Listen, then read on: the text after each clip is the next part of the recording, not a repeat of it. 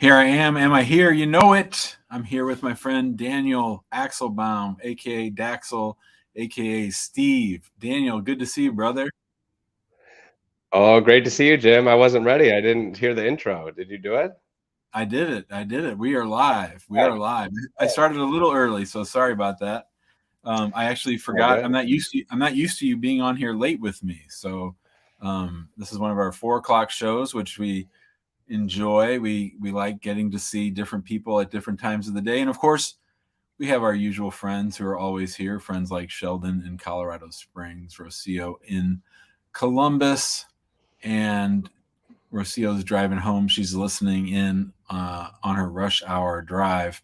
Do we even really have rush hour drives anymore? I mean, I got caught in a little bit of traffic the other day, but man, it's certainly not like the old days. There's not. I mean, No way.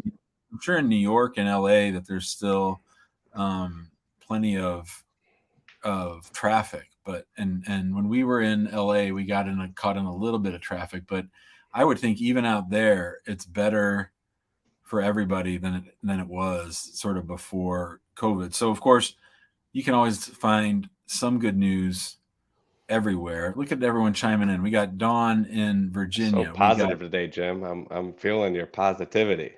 yeah, I'm sure someone will come on and ruin it for me, but Becky's calling in from Pittsburgh. Elle is here in St. St. Louis. Hello, Louis in the Elle. house. We always like St. Louis to represent. Ivan is watching in Los Angeles. What's up, Ivan?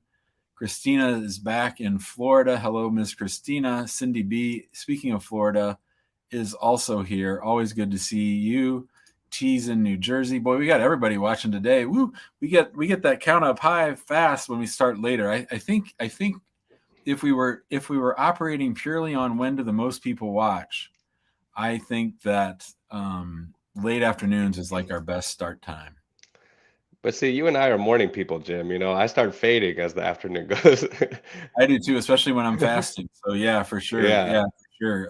I like But it's all this. right. Here we go. Daniel's on the show, aka Mr. Denial. Vadim is giving you the Thank you. trouble. Yep. Yeah, Denial, Vadim's a happy good to be egg. here. I always like to see Vadim. Oh, Yep.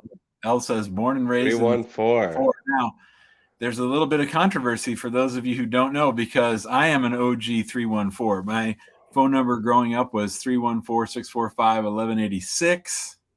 And I think when I was like a teenager, they split it up into 636. And now they're adding a new area code to St. Louis, which is surprising given the fact that St. Louis's overall population is going. The younger people these days, Jim, they won't know about the 314. It'll just Get be off a my yard. Yeah, we got Remember Donna. back in the day? Yeah, I remember when we had a rotary phone and we had to get off our butt and pick up the phone and go call somebody. We didn't have these gadgets. Murmur, get off my lawn. Yeah, exactly. Yep. Well, great. We should Well, get we're having started. fun. We're Yeah, having yeah, we fun. got How are you people doing? What's chilling. what's going on in Leeds? Everything is amazing. Great Everybody team, missed great you when you're everything. sick. You're feeling better? Feeling better. Oh, so glad to be back. Yeah.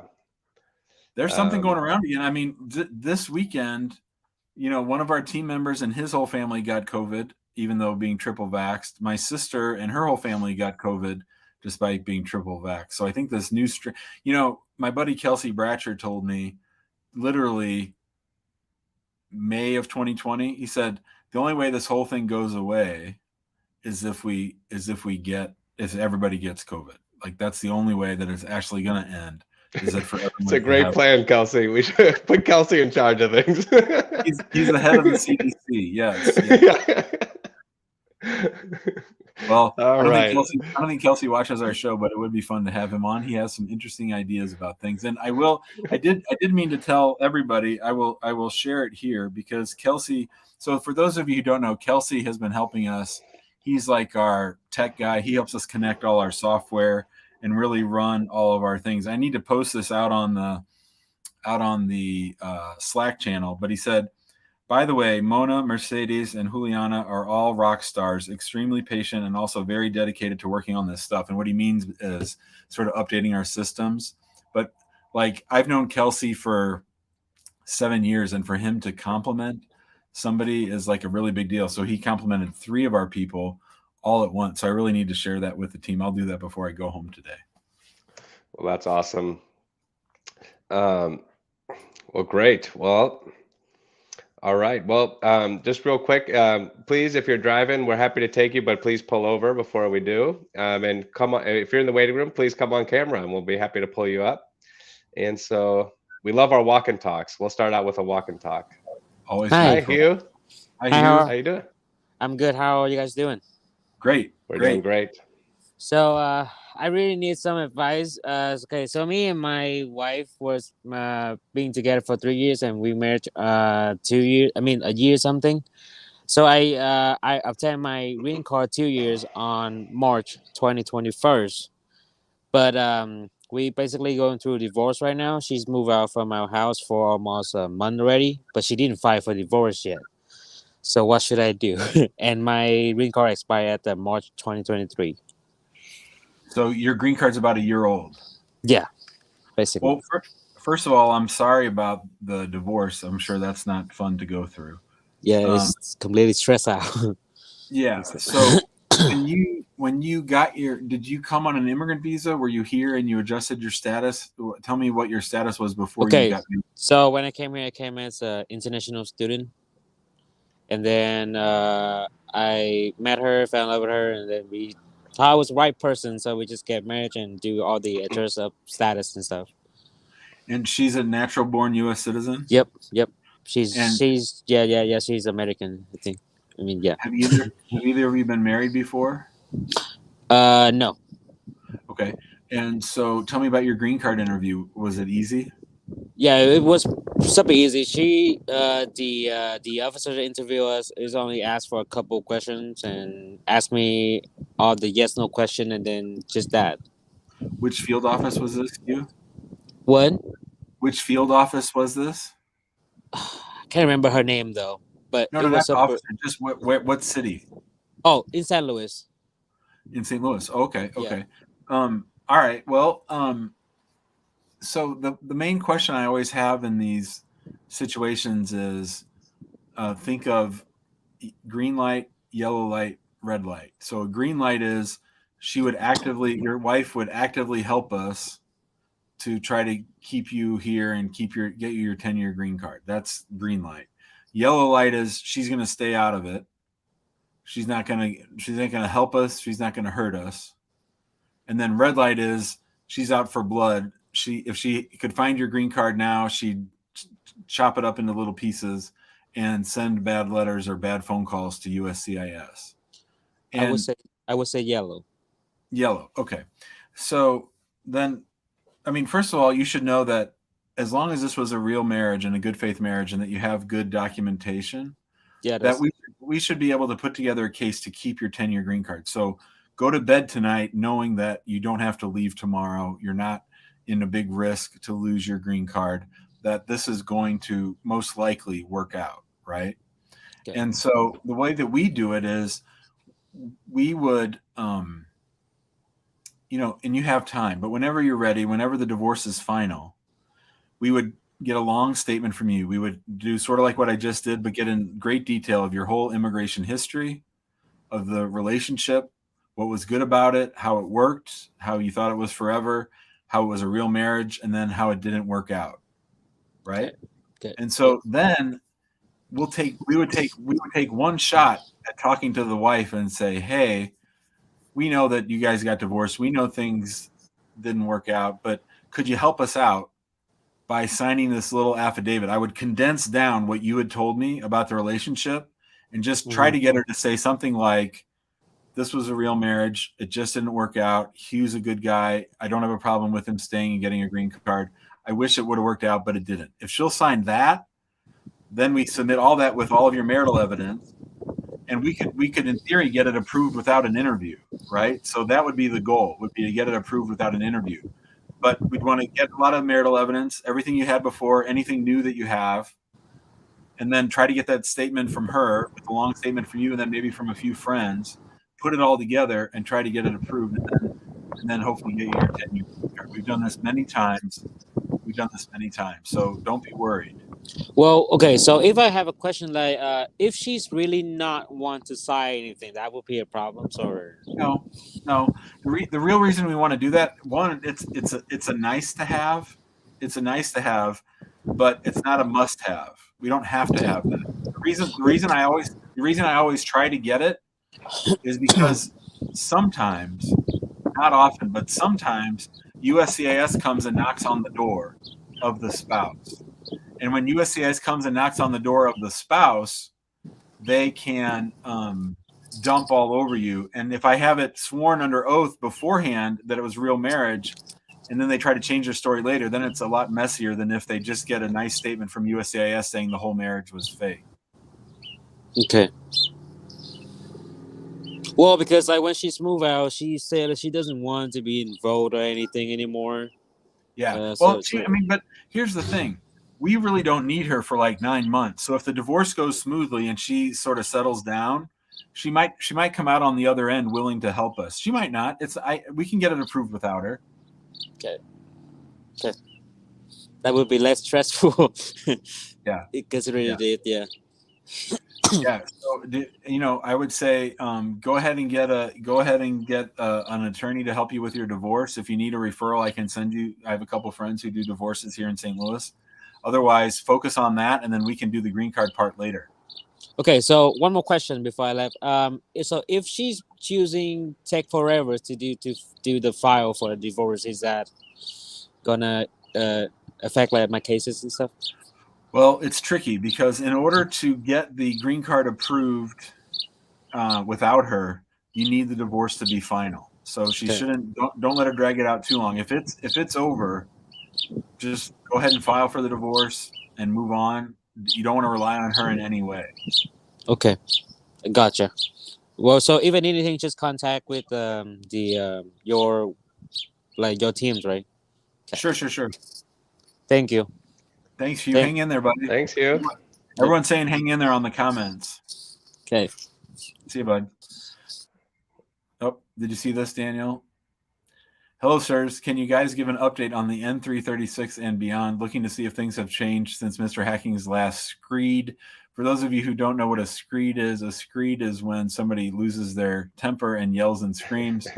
Maurice goes on to say he still had a full head of hair when he made that last video on that contentious issue. I noticed today that I am still even losing my hair even now. So I defended you, Jim. I'm not going to let that stand. Daniel did try to defend me. I wouldn't say it's a full head of hair. My kids say, Dad, you don't have a forehead. You have a 5 head.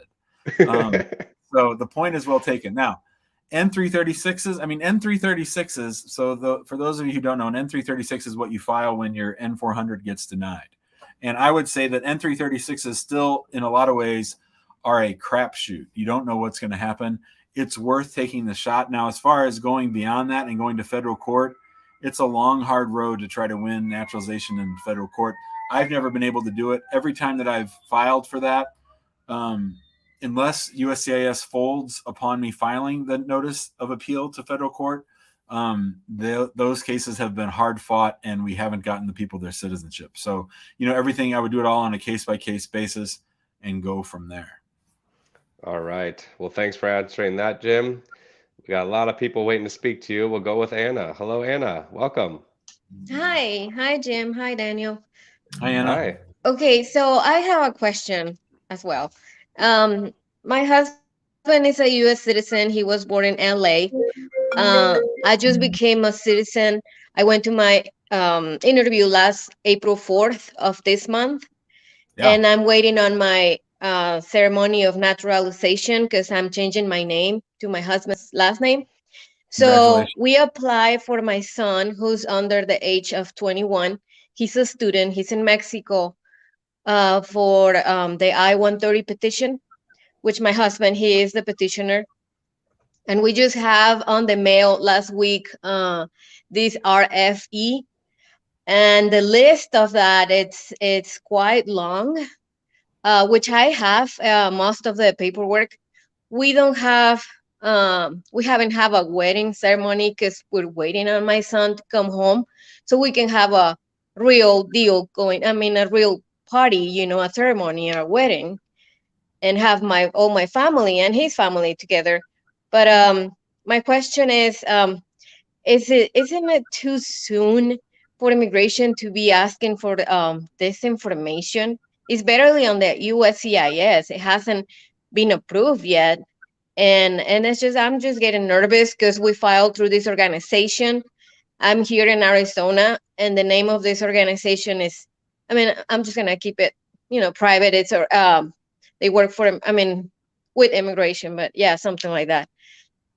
So So it's, my question is that gonna be, because I heard on your videos, it's not good to have a RFE. It's like a kind of like a red flag. They're trying to deny the case. So I'm maybe. looking forward to see hire a lawyer maybe, Mhm. to file the documents, send them back like properly, the proper way. Yeah. So did you email over here today to the office? Yes, Yeah. yes. And I remember, yesterday. or yesterday. I don't see all the messages that come in. I did see that one, and the thing that caught my eye, and it's interesting because I haven't really thought about this, but okay. So clearly you got your citizenship and your green card through your marriage to a U.S. citizen, right? Yes. So USCIS has already said that your marriage is valid for the purposes of your green card, right? Right. Yes. And you were wondering, why are they asking about this all again if Mm-hmm. they've already decided that the marriage is valid, right? Why are they doing this in my son's case? Why did we get an RFE, right? Right. But Right. you're making two assumptions that I don't think are good assumptions. Assumption number one is that what information is in one case file ends up in the other. It doesn't. So you can't rely Okay. on anything that was in your marriage case to support your son's case. In other words, you need to prove up the relationship between your son, you, and his stepfather as if you had never filed before. Like, you have to pretend in your mind. We have to convince Mm-hmm. them that this is a real marriage. So that was assumption number one, was that they connect the dots. But there's these fools are still on paper. Like, all that information from your case with your husband is in some old closed green card case that's back in some service center far, far away from your son's case. Okay. So it's up to you, Okay. your husband, and your son to prove that this is a real relationship for you and your husband and his stepson. Okay. That's number one. Okay. Number two is, you're assuming that they want to approve the case. They don't want to approve the case. They want to deny the case. That's how they're built. That's what they're Mm-hmm. built for. That's what their structure is. So if you submitted an I-130 petition with just a little bit of relationship evidence, then you're sort of setting them up to deny the case quickly and easily, which is why you got a request for evidence so early. You're right that Oh, generally you're right that generally the case should have, like, just gone through without an RFE. So the fact that there is an RFE tells me that the case is in trouble. So you probably do need us or somebody else to help you build up. And I would say it's harder to prove up a relationship between a stepfather and a stepson than a husband and a wife. So you're sort of held to a higher standard because, everybody's older. He's not his birth father, so it's harder now to do. It's easier to get your spouse case approved than your stepson case. okay. Oof. Okay.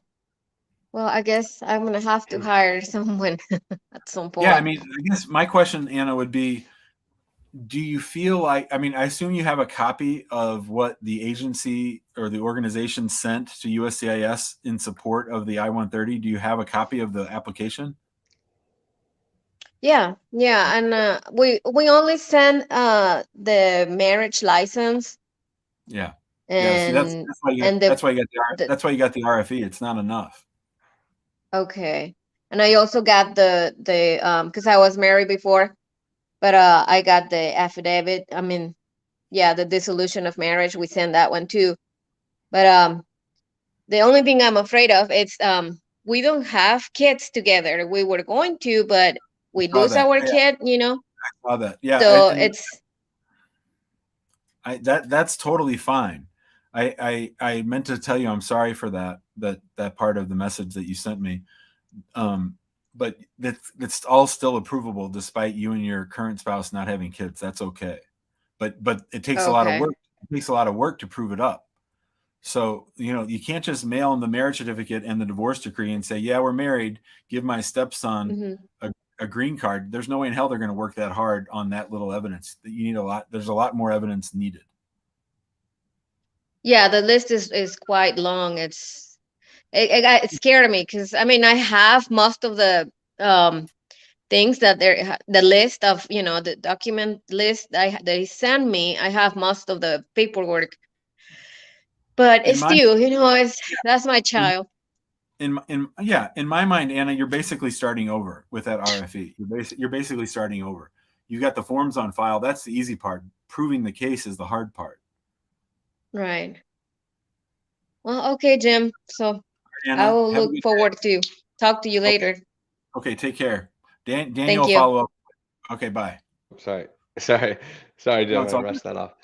All right, yeah. Well, thanks for that answer, Jim. Yeah, that's something that I haven't really given much thought to. But yeah, I think if somebody were to ask me, Jim, is it easier to prove up a marriage between two spouses versus a spouse and a stepchild? I think, especially when you're talking about Mexico, I mean, you're going to deal with Juarez. You're talking a hard fought battle at USCIS, and I think too that the older the kid gets, the closer they get, the more mischief they Mhm. they create. And pretty soon they're going to be getting closer to aging out, so time is of the essence. TikTok, Manitowoc. All right. Well, thanks, Jim. And all right, we'll just keep moving along. We got a former client of yours is interested to speak with about his parents' case. Hi, Ravi. Hey Hi, Jim, Robbie. how are you? I'm good. Good, how Welcome. are you? Thanks for helping me out. So I remember we filed the mandamus in last October. So my wife is here. So she came on January. Yeah. So Awesome. everything's fine. So now today I'm asking regarding my parents' immigration. So they are coming next month on B1 B2 visa. So I would like to file their green card. I'm a US citizen. But the problem is that they want to go back after 2 months. So Yeah, how so we can do? so if they so if they were to come to the United States, and after 2 months, if they stayed 2 months and then they decided to apply for a green card, if you Mhm. convince them if you convince them um, to apply for a green card, then they could apply for advanced parole, but they're going to have to be here for 8 months. Mm, So 2 months plus the 6 months for advanced parole. So it's not going to okay. work in 2 months. They could do it in about 8 months, but not two. Or if I file I-130 and then they can leave, then there's the same process. We have to go from NVC and then the interview will come in my home country where they If will that, be. if that's what you want to do, then you could file the I-130. I thought you wanted to keep them here and get them green cards That's here. what my problem, my question was that I want them to, if they can leave the processing still going on here, then during the interview they can come here rather than giving interview in India. You can't have it both ways. Either they apply for a green Mm, card or they apply for consular processing. They can't sort of do parts and parts. They either have to say, okay, I'm going to do the whole green card thing here and I'll get advanced parole to go back to India for a visit, or they have to file just the I-130 and do everything pointing towards the okay, embassy in India. okay. I got it. Okay, that was my All right. question. Thank you. Thanks, Ravi. Thanks for Thanks, helping me. Ravi. Thank you. Boy, that mic was something. Yeah, someone said he's on a helicopter. Yeah. All right. Lisa, welcome to the show. How are you? Oh, you're muted. Yes, I am. Hi, There we how are go. you? Good. How We're are I you good. doing? speak to you, Jim, a couple of months ago about my husband, 204C. That was 2010 when he got divorced in 2018. We got married in 2010. But he had that previous marriage because they said in his answer it was inconsistent answer. And we got married. They denied his 130. It's been 11 years now. We still go through the process. The last time we've been to immigration, they said they will send us a notice to go to court. We never received it. You told me I got to get the FORA, which I did. They sent it to me. I requested it. I got it back. I looked through it, and the last thing I saw was in removal procedure, but they never have a date. They said time and date to be set, and that's 6 years ago. Can you tell me what else can be done?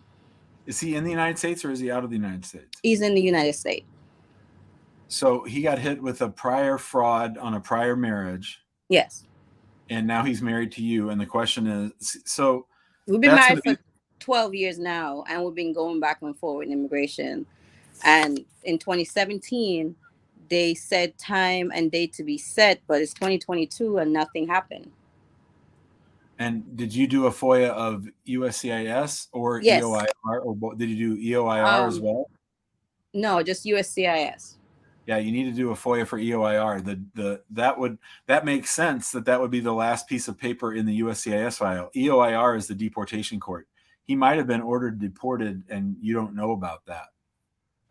Yeah, my when I reach out to my lawyer, she look into it and says nothing there in immigration court.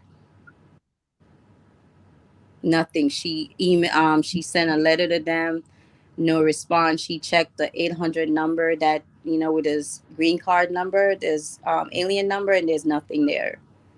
Have you filed an I-130 petition for him or no? Back in 2017? Mm-hmm. Yeah, 2017, 2016 was the last time. And was that approved or denied?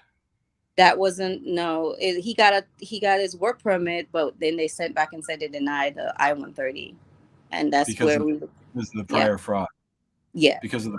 Yeah, see, I'm not entirely surprised, Lisa, because in immigration, there are sort of 3 or 4 things that if you do them, you might not ever get a immigration benefit. One is a false claim to citizenship. One's a fraudulent asylum case, and one's a fraudulent marriage. So it sounds like he's in this limbo where they're not going to give him an immigration benefit because of the fraud. If you want us to look everything over, we can, but I think that the chances of him getting a green card are pretty slim. So we just have to wait for the court? I guess. I don't have all the documents in front of me, but it sounds like that's all you can do. Yeah, I could. If I even try to send a document over, it's going to say it's too much. The file won't go through. Is there any way I could send it to you and you look it over? Well, if you have like a Google Drive folder or something, I can look it over. Okay, I'll do that then. All right, thanks, Lisa. Thank you. Really, what I need to see is that I-130 denial. That's what I need to see. Oh, I got that too. Okay, I'll send that over. All right, thank you, Jim. Bye. Okay, bye, Lisa. All right. Good stuff, Jim.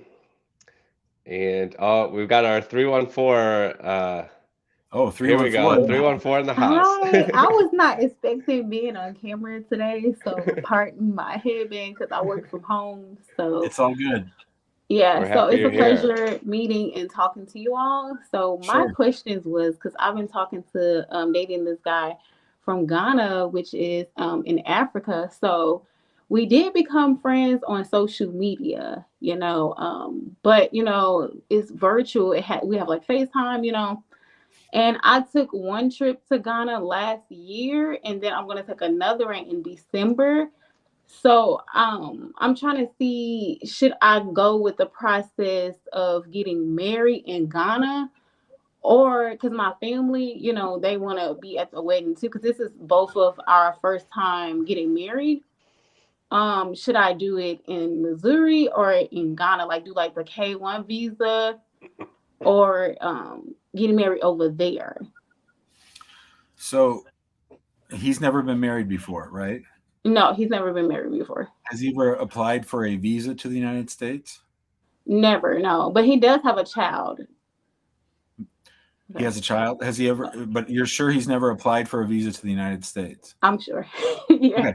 Yeah, The reason I ask is because a lot of times people will apply for a visit visa in Nigeria or Ghana, and they'll say that they're married to try to get the visa. And then later on they get married to a U.S. citizen, and then there you go. Well, what about that prior marriage you had? And then he goes, well, that wasn't a real marriage. So then all bad things happen. Right? So, okay, good. So you have sort of two options. One is you can get married when you go over there and marry him and then come back and apply for him. Or you can do a fiance visa. Now, right now, currently, I'm not liking fiance visas very much because they are the lowest priority other than visit visas at the embassy. So you would file your I-129F, USCIS would approve it. You'd go sort of quickly to the National Visa Center, and then you'd go to the embassy. The State Department is screwing around with fiance cases much more than spouse cases. Now, because I'm the one that would kind of like be, me and my family would be like paying for everything right now. So, and he does have a degree in like tech and stuff. So I would like him to come over here and be able to work. So it won't be so much financial stress on me. Okay. Well, we can do it. You can do a fiance case if you want. I just don't like them very much. From an immigration standpoint, your case is stronger. It's probably going to go just as fast for him to come if you get married. But if you tell me I don't want to get married because I want to go visit him again, I want to do a fiance. And how much evidence do you? Because we have pictures and text message. How much evidence do they need? Do they like go back on your Instagram? Like, I would say if you go a second time and then apply, that would be better than applying now. Okay. So two visits with text messaging and that kind of stuff. And if neither of you have been married before, that should be enough. Because it's very expensive to go to Africa. It's like I'm not going to keep on paying anything. Because like my family's like, girl, you could have just found somebody in the States. But I used to live in Orlando, so I'm kind of familiar with the process because I work for Disney for about 6 years, and I was a hotel hospitality manager. So we had like interns that will come and get married. So they kind of like told me about the process of it, and then of course like 90-day fiance and stuff like that. So yeah. But thank you. I'm definitely. Where is your office located in St. Louis? We're at Lindbergh in Manchester. Is that like North Lindbergh or South Lindbergh? Kirkwood, like just south of 40 on Lindbergh. Okay. Okay. Well, thank you guys. I look forward to Elle. Nice to meet you all in person. Yeah. Bye. Bye-bye. Elle, give us a call or email us. That'll be great. Fun. Hold on, Jim. My computer's. Oh, I can get somebody. There we go. I got it. Let's go to Avalon. Yep. Great. Jeez. Hi, Avalon. Welcome. Hi, Daniel. Hi, Jim. Happy you're here. Thank you. Jim, I spoke to you about 3 weeks, maybe a month ago. And concerning the petition, I filed a petition for the 130.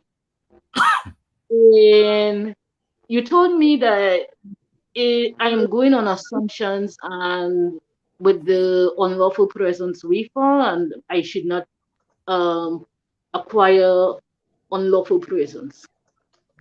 But when I filed for an EOS, but then I decided to go back home so I wouldn't have unlawful presence. But I filed for adjustment of status. So how do I change that to consular processing? So walk me through it. So where are you right now in the world? Are you in the United States or are you outside the United States? I'm outside. Okay, so when were you in the United States? In March. March of this year? Mm-hmm. Yes. But when did you enter the United States? In November. For 5 months. Last year? Mm-hmm. Was that your only? So you've had one trip to the United States and it was 5 months? Yes. And it was on a B1, B2? Yes. And you got married to a U.S. citizen? Oh no, my parent filed a I-130. Yeah, got it. Okay. Okay. In February. Yeah. So I did not pass the 6 months. Perfect. Okay. So, and what you're saying is that on that I-130, they indicated that you would be in the United States and adjust your status, but you didn't file a 485, just the I-130. Yes. And okay, that's okay. So once the I-130 is approved, there's a form that you can file to have them transfer it from USCIS to the National Visa Center. But you don't have to worry about that for years because your case is going to be pending at USCIS for 3 or 4 years. Oh. Oh, so don't worry to change anything now. I wouldn't. Okay. Oh, you got to wait for the that's I-130. You got to wait for the I-130 to get approved. They might just send it to the National Visa Center anyway. Then you wouldn't have to pay that fee, and you can process then. Just make sure your parents pay attention to the I-130 that's pending. But you know they won't get around to that for 3 or 4 years. because the processing time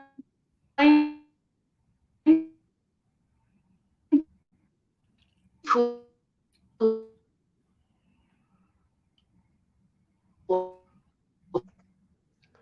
Kind of breaking up there, Avalon. some areas like Nebraska, it's only 7 months. But that's for I-130s for the spouses of U.S. citizens, Can not you for hear me? Oh, there we go. Not for the Oh, I'm adult sorry. children. Not for that's okay. Not for the Yeah, I adult just children checked of U.S. citizens. I did. I checked it last night in Nebraska. I checked it on the USCIS site. Okay, well that's great. I If they just get to it sooner, that's great. But either way, I mean, you're right now. They're working on cases of the adult children of U.S. citizens. They're working on cases from 2016. So that's what, a 6-year wait. So nothing's going to happen anytime soon. Okay. Thank you so much. You said wait until it's approved first, right? Yeah, and then we can talk again based on what it says. When you get approved, send it to me, and then we can talk about it. Tell me, is there any way I could have applied for advanced parole if I was up there still? No, you're not eligible. Advanced parole is only for people who are eligible to adjust status. You're not eligible to adjust because of that 6-year wait on visas, and you can't stay here the whole time. Okay. Thank you. Thank you, Thanks, Daniel. Avalon. Thank you. Yeah. Bye. All right. Jim, we got a question I wanted to bring up just because it's something you know a lot about. How long should I wait to sue the State Department for not scheduling my mom's IR5 interview? Any thoughts We have on a that one, Romel. Jim? We have, that's not our Romel, is it, Daniel? I thought he was maybe trying to trick us or something, but It's no, not I our don't think. Romel. Yeah. So, I mean, the question is, how long has the State Department had the case? If they've had it for a year, year and a half, and you know that things at your embassy are going faster than that, then you have waited long enough to sue them, as far as I'm concerned. If you know you got a year at USCIS, a year and a half at the State Department, time to sue. All right, Jim. Well, I thought of one other funny thing I wanted to mention before our next guest, which is one of the favorite moments from all the shows was the other day. The guy came on, he was playing tennis. I just love that. Were you on with me when that happened or no? No, I wasn't. You brought him up, he was playing, and then he comes running over. But then I was thinking there's a lot of, yeah. He didn't even have a question. He just wanted to say hi. Yeah, it was just great. But you know, we've had a lot of good moments. I think you need one of those like best of shows now. Like these are the best moments from Jim's live show. I think literally my all-time favorite was when the guy didn't have his shirt on and everybody went crazy. That was you'd have to have the comments with that one. Yeah, the comments were. I mean, you and I were dying. We were trying not to read the comments because we were laughing so hard. Yeah. People are going all right. crazy. Well, thanks everyone for waiting. Abdo, please stay parked and tell us your question. Thanks. Hi, Mr. Jim. How are you? Great, Abdo. How you doing? Very good, sir. My son, he have interview in last February in Morocco, Casablanca, for the minor and under 21 FA2. Everything was good, but after 7 days, then the consular call him, tell him you are changed because your father now you is citizen. Yeah. Because I take my citizen in October last year, 2021. Okay. My son now is 23 years. Mm-hmm. So we would I would need to look at the timeline. I need to see everything, Abdo. I need to see when you filed the I-130, when it got approved. I have to do some math. I have to look at his birthday. I have to see how long USCIS had it pending. I have to see when you became a U.S. citizen. If you want to send me all that stuff in an email, I'll put the email address in here. If you send that all so to much, me, sir. Thank you so much. But I need a chronology. Okay, I'm gonna send you everything, sir. Thanks, Abdo. You know I love Morocco, right? Do you know what my favorite? Yeah, I know. I watch a lot of movies for you. You talk about Moroccan people. You go to Marrakesh to Tetouan. I know. I see your videos. Chef Shawan. That's right. Chef Shawan's my favorite. But Consola, tell him you're gonna change from FA2 to F1. So we're gonna take we don't want it to. We don't want it to. So because my lawyer, he not told me nothing about. I asked him before if everything is okay. He say okay, but later it should be. I think they're playing tricks on you, Abdo. I think they're playing tricks. You can opt to stay as a green card holder sponsor even if you get your citizenship. Okay, I'm gonna send you everything, sir. Yep. Thank you so much. Thank you, sir. Hi, Abdo. Thank you so much. Thank you. He's a nice guy. Daniel, we haven't really sued Casablanca in a long time. I don't know what happened because here's what I think. If you really want to know. Yes. For a long time on all the chat boards, I think I was like the golden boy hero for all my lawsuits. Then I think a couple of people got motions to dismiss and then they badmouthed me on those chat rooms. I don't know. I don't go look. So now I think somebody out there is mad that I didn't get their case approved after I sued them. So I don't, but it like dropped off a cliff. So I don't know. I don't think it's that the embassy in Morocco suddenly became good. Let me pull this one question because I really like it.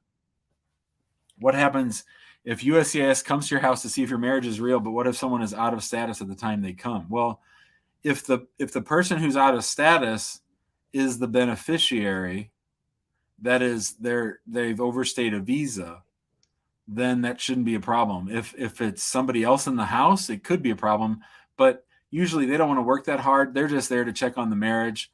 Usually they don't talk to other people in the house. I guess sometimes they do, but they don't usually, as far as I know, I've never heard of them going to a marriage-based sting to check out whether the marriage is real and then go into the immigration status of other people in the house. In theory, that could happen, but I've never heard of that.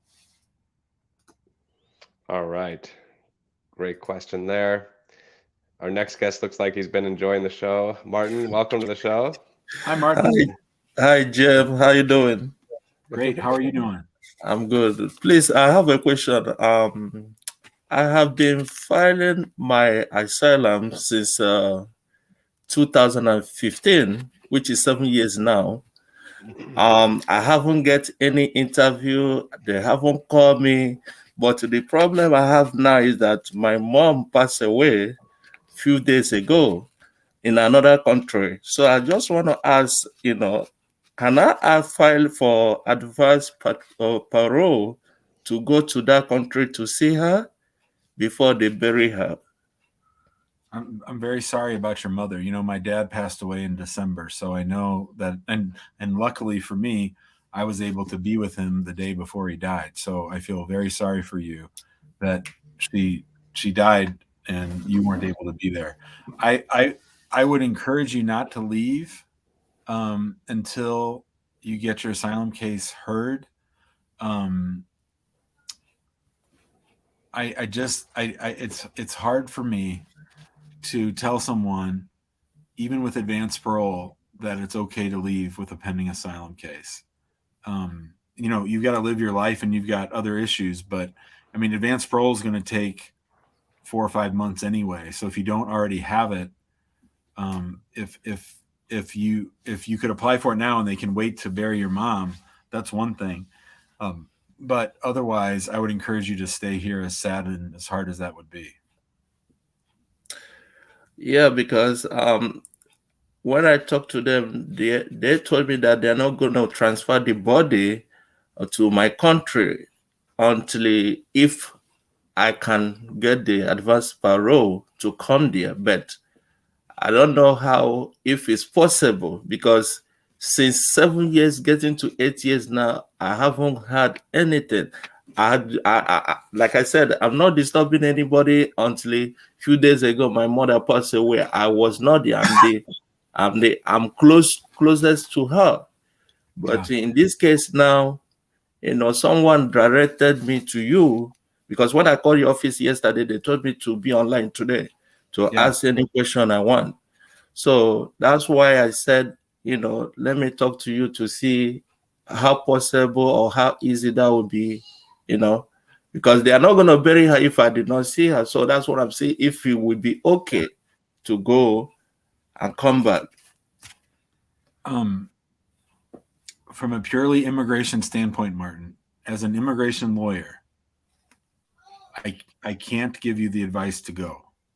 From an immigration standpoint only, if you want to keep your asylum case alive, you should not leave the United States, even with advanced parole. Now, if you want to get your asylum case moving, which is maybe why somebody told you to call us, as we could sue them to try to get an interview, but even that's going to take 2 or 3 months for an interview.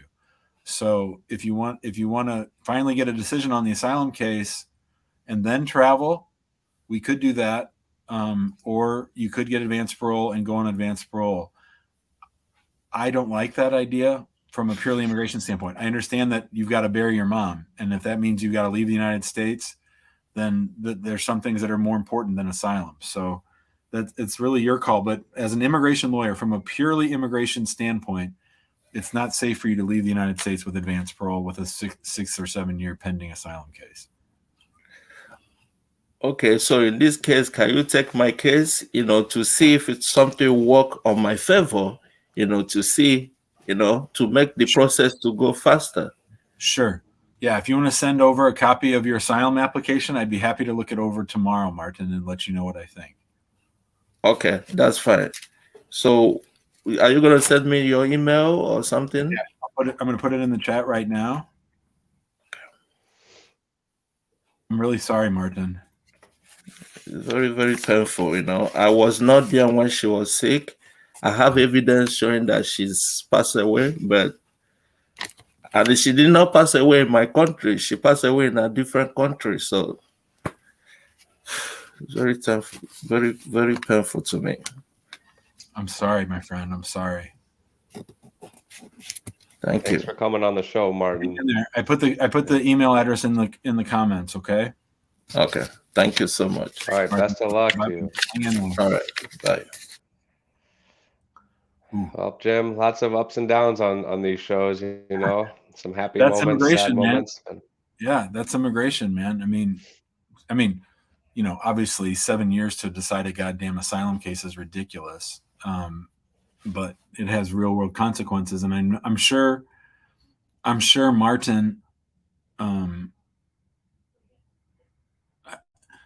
having a parent pass away like that without being able to be there has got to be very, very tough. As far as him, if she had died in the home country, that might have been even harder because he might not have been able to go see her at all. So The fact that she's in a third country, I mean, maybe if we can pull this off, if we can get things moving, and if we're not going to sue if he doesn't have a strong asylum case, but it's tough.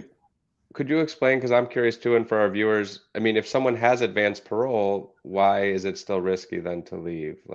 Well, I've never ever had a client leave on advanced parole with asylum. The problem is if they don't let you back in, you've got nothing. You've got nothing. No recourse, no family member here fighting for you, no way to get into court. You got nothing.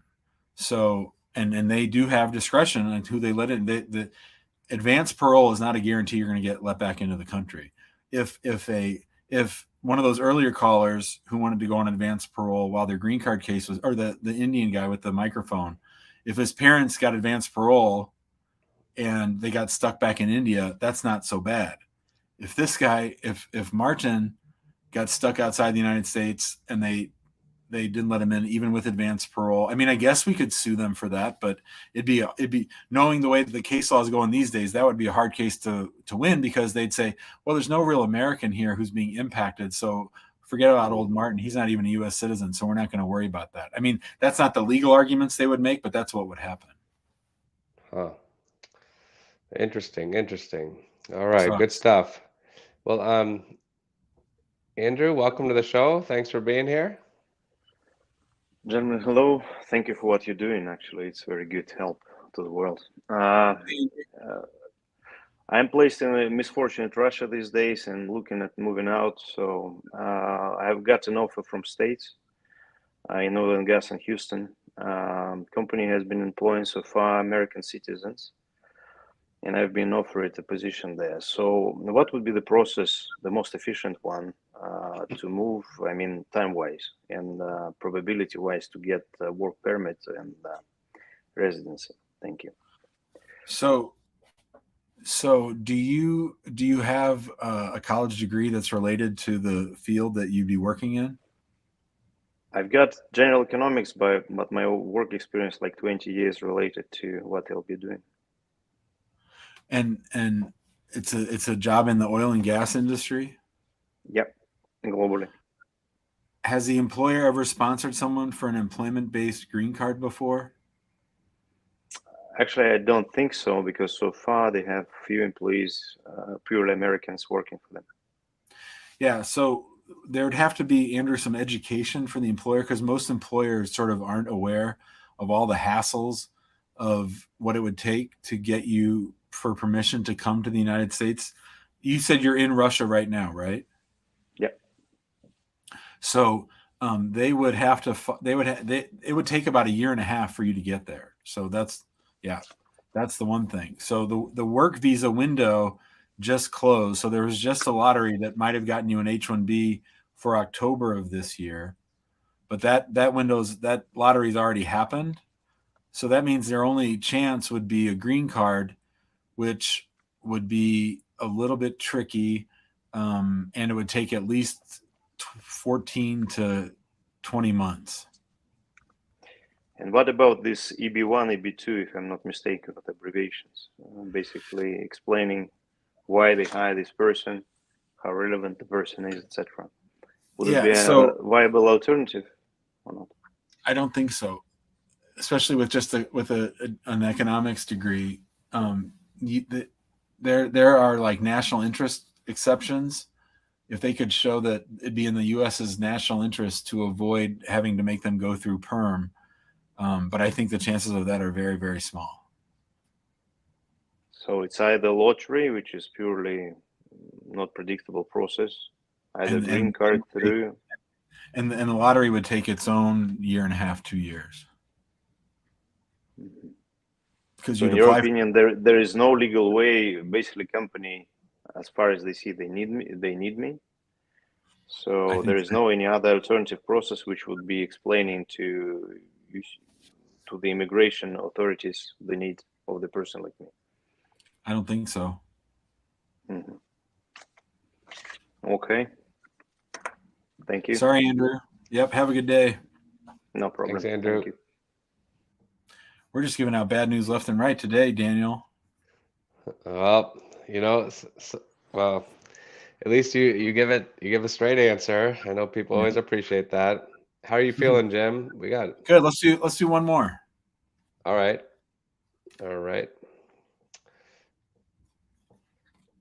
George, welcome. You're our last caller of the day. Hi, George. Hi, Jim and Daniel. How are you? I'm doing good. How about you both? Doing great. Thank you. Hopefully, I get some good news. Yeah, your smile's helping me, so that's good. What do you got? Okay, so I'm on H4 and my wife is on H1. Yep. My birthplace is Kuwait, but I'm an Indian national. So we did a concurrent application of I-140 and I-485 in July 2021 with Texas Service Center. In March 2022, we upgraded the I-140 to premium and we got the approval within a week. Now I have...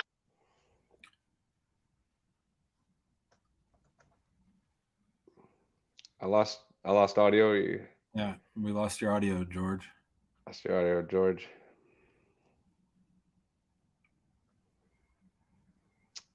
Hello, can you hear me? There we go. Yeah, we gotcha. Okay, so I have. So until where did you hear? I got the I-14. I-130 premium, I-140 premium processing approved. Yes, I got approval in within a week. I have friends also from Kuwait who told me that their green card got delayed up to 5 years because the FBI went into inquiry because of the place of birth. Is that a real concern, Jim? Have you Yes. seen cases like that? Yes. Sorry to laugh. Yes, I've seen cases like that for sure. Yeah, there's this thing called CARP, which is the Controlled Application Review and Resolution Program. You might want to look it up. CARRP. Okay. It's a interagency. It sounds like a conspiracy theory, but it's an interagency effort to slow down immigration to the United States for people from predominantly Arab and Muslim countries like Right. Kuwait. So yeah, I think what's the priority date for the I-485? I think it's current. No, but when did you file it? We filed it in July 2021. Yeah, so you got to wait a while before you get worried. You it's too early to worry, is what I'm saying. Okay. Yeah, I'd wait till like the end of the year, September, October, November, somewhere in there. If you still don't have a decision by then, let us know and we'll figure something else out. Okay. Okay. So I'll come back to you then later. Hopefully you won't need us, George. Fingers crossed. Thank you, guys. See you, buddy. Thanks, right. George. Thank you. Daniel, Bye-bye. I think we do one more too. All right. You want to pick? Yeah, let's go to Elorm. Elorm? He's got a cool hat on. I like that. Yeah, I like the hat. All right. He's laughing. Here we go. Cool Uh, color. Yeah. Good, Jim. Thank you for having me. I've been calling a lot, and thank you.